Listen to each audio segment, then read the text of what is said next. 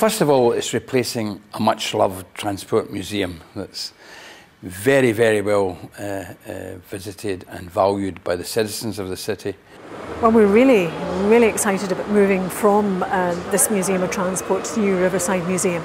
I mean, this museum has done us proud from 1988.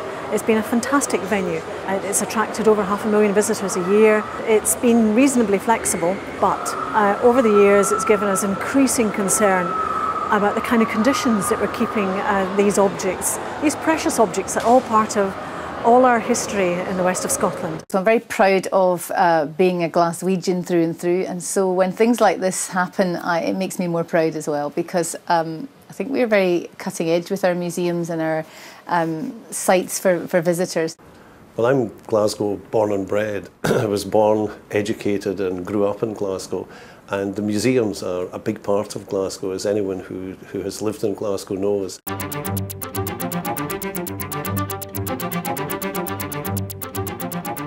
The Riverside Museum will be a landmark attraction. Basically, it's a more accessible and exciting home for the current collection.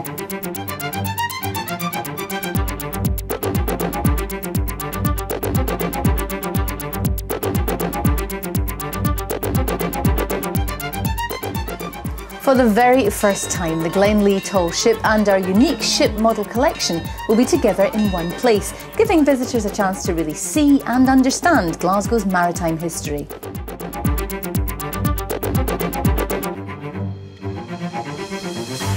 It will undoubtedly attract many, many more visitors than the current Transport Museum does. People are actually going to come to see this building because it's a lovely building, a wonderful building. Built to a very, very high standard, to a tremendous design by an international architect.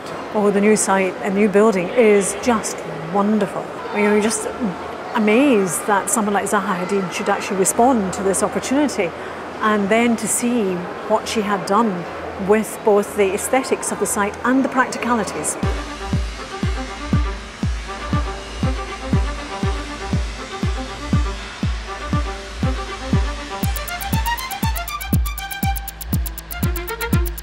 The internal structure of the building is a huge engineering challenge, and can only marvel at what the engineers have done. One of the most challenging part of the project has been the structural steelwork. And currently there's over 2,500 tonnes of structural steelwork self-supported above your head as you walk through the museum.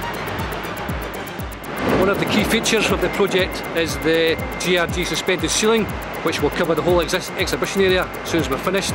The examples here is the guys working on the over 2,000 individual panels that are currently being made to fit the profile of the geometry. The building is clad in the zinc panels. Currently there are 24,000 individual zinc panels being made right here on site.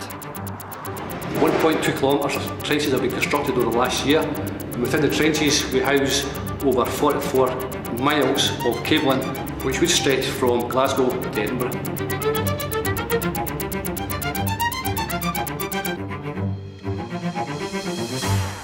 The biggest challenge is to raise £5 million.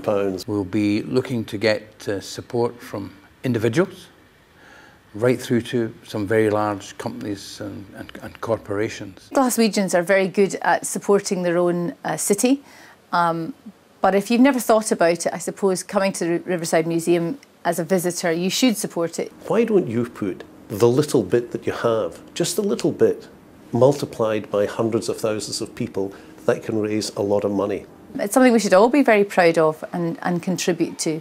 As a wee boy, I used to run around Kelvingrove, and as a wee boy, I used to run around the Transport Museum, and to see the Transport Museum going into this wonderful new home was just, you know, a dream. It's wonderful. It's both fabulously beautiful, practical and stunning. We hope it will raise people's spirits when they see it.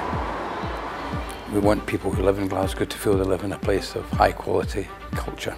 Whoever gives money, whether you're big or small or individual or corporate, your name will be registered in the museum so that people years from now can see who helped to really make this museum. And it's a contribution which will be there, acknowledged in permanency.